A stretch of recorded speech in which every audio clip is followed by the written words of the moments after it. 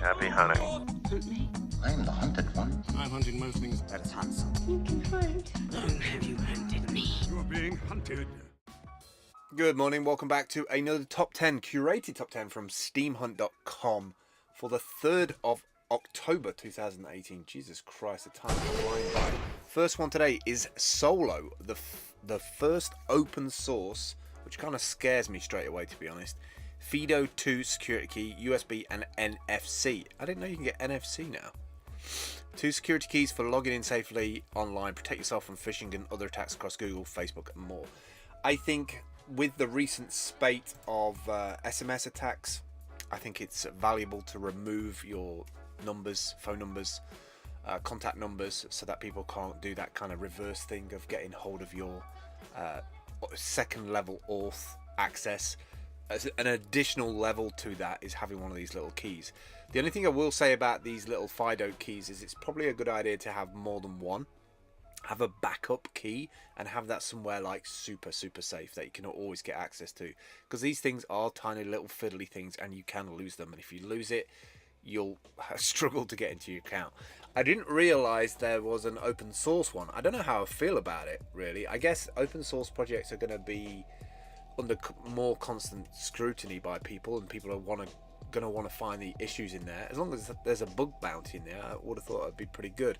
The one I would look at as well is the Titan key, which is the one that Facebook has been using for the last year, and that seems to be a pretty damn good key all around. Then again, saying that, Facebook did just lose access to 50 million accounts, so maybe it's not a good idea to use that one. Mood Path is next. Depression and anxiety, your mental health companion. Look, anything that helps take away any kind of mental health stress is good in my book. I've had many periods in my life where I've had anxiety and stress. Monitor and reflect your mood, answer questions about your mental well-being, get a psychological assessment, understand your symptoms of depression, feeling stressed, sad or suffering from lack of energy, find out if you show symptoms of depression, interactive depression screening, and improve your mental health well-being. I would recommend this to anybody who's got a stressful job, stressful life, worried about bills, just like has those kind of specific moments in the day where you're just looping around a situation. I'm not saying technology can help, and you've got to be careful about self-diagnosing, but this might give you a few little pointers or break you out of that deadlock a little bit instead of amplifying it further. Grove is next. Grove ecosystem, grow fresh food in your home. I'm always banging on about these. I think this is such a no-brainer, and especially this one because it's got the whole package. You've got like the fish tank at the bottom, you've got like a grow system underneath, and then you've got like a filtration. This whole filtration system connects up to the top tray as well. It's like literally a trickle down economy right here, is that every part of this is contributing to the other part. Designed and built by engineers from MIT, the ecosystem is a fun and beautiful way for you to grow fresh food in your home all year long. How much is this thing? I'm kind of interested. 200 or more and starter kit. $200. That's not bad. DIY aquaponics instructional series and starter kit. Like something like that. Oh damn, look. The early bird one is 2,700. I presume that's built. And ready to go. You know what? I love crowdfunding campaigns that do these stretch goals. I think they really work. I think they really push people who are already invested to either invest more money or put more tips in because they want to see the additional stuff. Look at this ecosystem control knob. They've got like a whole panel system here that they're building into it, and veggie eye diagnostics, so you can scan the leaves with your camera, and then the AI system will tell you if it's like suffering from a certain thing or it's deficient. Growing your own food, man. That's the way. If you want to build in some kind of level of survival into your life, then that's the way to do it. They wanted $100,000 and they've got 400,000 and 552 backers. So like, they've got an instant community at hand there. So whatever they build from now on, whatever Grove come out with, they've instantly got a community of people to talk to. Gen X is next. Gen X even, the JFlex from genxinc.com. I've never seen anything like it. I didn't think this existed. I always thought like batteries had to be square and solid or round, and cylindrical for a reason. I thought there was some kind of chemical reaction reason, and I'd never in a million years had even considered about flexible batteries. J-Flex technology with new form factors, wearables and future devices cannot be achieved with traditional batteries. True. Innovative but flexible batteries by Genex meet those challenges by freeing design limitations without sacrificing power. My only concern with this is what happens if this thing gets, like, say you've got it in your jacket and somehow you like bang it or prod it or something. Is this not like super dangerous to be like wearing this thing, or has it been designed that if you know something comes in contact with it, the whole cell shuts down or something? Very cool though. I like the idea that you could maybe wrap that into a jacket inside the material, so that inside, like you know, like your cuffs, because then you've got like these heavy cuffs. Especially if you can get a version of this which is like wireless power. That means like if you have your phone in your hand, you've got like this in the cuff, you can like charge it. Some incredible stuff out there. I think a lot of these lithium polymer batteries are going to be superseded really quickly as soon as the AI stuff really comes online. I think we're going to see a massive uptick in electric battery technology because of people like getting electric cars and getting on the road. I think we're just going to see the next revolution of that hit really quick. All right, halfway through. Next one is the Infatuation. Find the perfect restaurant for every situation. Lovely site design. Explore your city from Atlanta to Washington. Really nice layout. Perfect for getting cheap eats on date night and not eating street meat. Not sure what that's about, to be honest. Got a nice newsletter, nice app. Feels like Airbnb for food, and that's not a bad thing.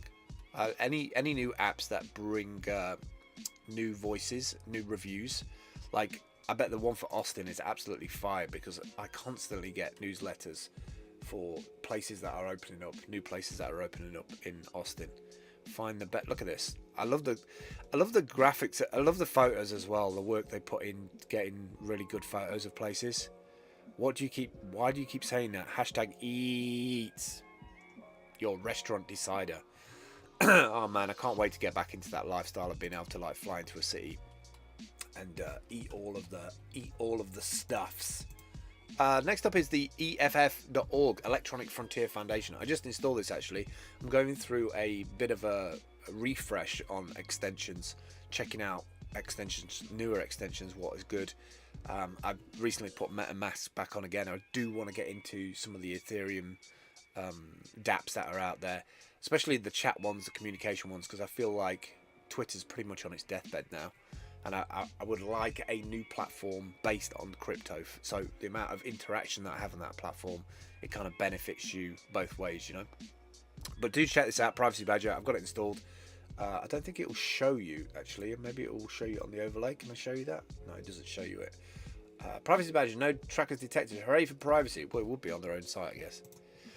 0x Alpha is next. This little kind of transportation robot. It weighs about 55 kilograms, so about a speaker. A ground clearance of 88 millimeters. Onboard Intel Core i3, upgradable to i5 or i7. Computer with Wi-Fi connectivity. Hot swap batteries in case of battery getting low. Support for many programming languages: C, C++, Skylab, MATLAB, LabVIEW, Python. User-friendly GUI for easy control on Windows 7 and 8. 2-hour battery life. It's pretty good. Onboard camera. High-resolution position encoder for accurate navigation. These are really cool. These are really cool. I'm seeing quite an explosion in robotics companies right now. Maybe they've got the servos and the batteries locked down, but they seem like really super high efficient things. I just don't necessarily know what the perfect application is going to be. I know in certain cities in the US they're using it for food deliveries. I just know there's a massive explosion in this stuff, and obviously there's people making money out. This one's from India. I just didn't have India down as being like this robot capital, but it seems to be. Last three today, Check.io. You can get this in JavaScript or Python. Coding games for beginners and advanced programmers, where you improve your coding skills by solving challenges and fun tasks using Python and JavaScript.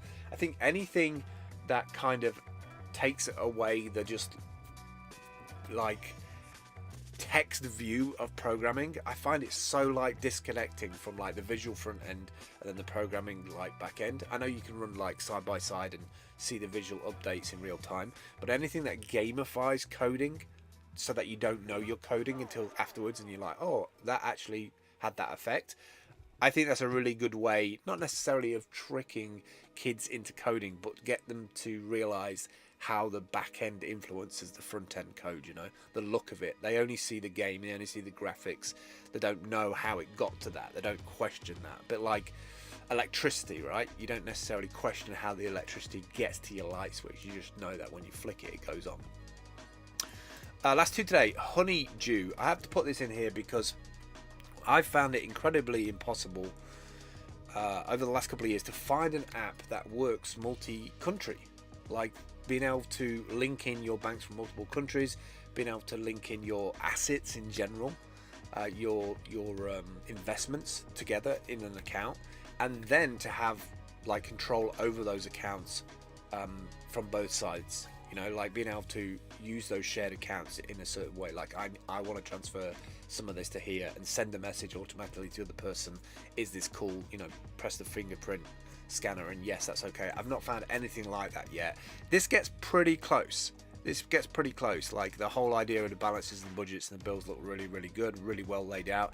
They just don't work multi-country right now, which is kind of the downside to these things. Last one today then is the Urban S, the Evoque motorcycle, the next generation of riding. Wow, I really like the way that they've got the electric charging thing on the back there next to the plate. It's just like a little plug thing on the back, and you just jack it in there like a normal charger. It's an electric charger. I presume that's like one of the big chargers. I don't know what they call it. I think it's a category 1, maybe. 5-inch LCD screen, twist and go, 86 pounds-feet of torque, lithium battery, 200 kilometers. Jesus Christ. 100% green, fully electric powertrain. The Urban S reduces CO2 emissions by 90%. These are coming out so fast now. Like, electric is going to be everywhere. It's going to be such a quieter world. Imagine when we get electric planes that are going to be flying over our head as well. We will completely forget how noisy and how polluting things were before. This is what Steam Hunt looks like as of October. All the hunts are on the right hand side there. If you go through that list, there's hundreds of them per day. I try and curate down to 10 just to give you a bit of an appeal as to what's on the site, to maybe bring you in. I'm pretty sure that we're going to be offering free accounts on Steam Hunt at some point. Now that we have the capability as of HF20 to generate accounts from RC, from the RC manner of an account, I presume that Steam Hunt will be doing that at some point, and you'll be able to claim like a free account instead of having to go through the process of going through signup.steemit to be able to get an account. So that's going to make it easier to onboard like fresh new people to the Steam blockchain, which I'm kind of excited about, because I think there's a little training course in that as well, is now that you have a Steam account kind of thing. Once you click on any of the links on the right hand side, they go to the left hand side. You're clicking on the white button, takes you through to the hunt. If you want to add your own, you just log in with your Steam details, or like I said, at some point there'll be a free account creation. Put a title, subdescription up to 1,000 characters of text. You can upload images and GIFs up to 5 meg. Add some tags, click on post. It goes to the Steam blockchain, which if you're a brand new user, you won't see that just yet. And it also goes into our like list for the day. It's 24 hours that the list stays up. It changes at midnight South Korean time, 4 p.m. GMT, and you may get an upvote on your post depending on comments, upvotes, and if any influencers have picked it up and moved it up the charts. That's it for me today. Thanks for watching. I do appreciate it, and I'll catch up with you soon. Take care. Prepare the path of a steam. Smell of steam. Stomnassie, wat is een stomnassie? Stomnassie. Why shouldn't a guy let off a little steam? The steam.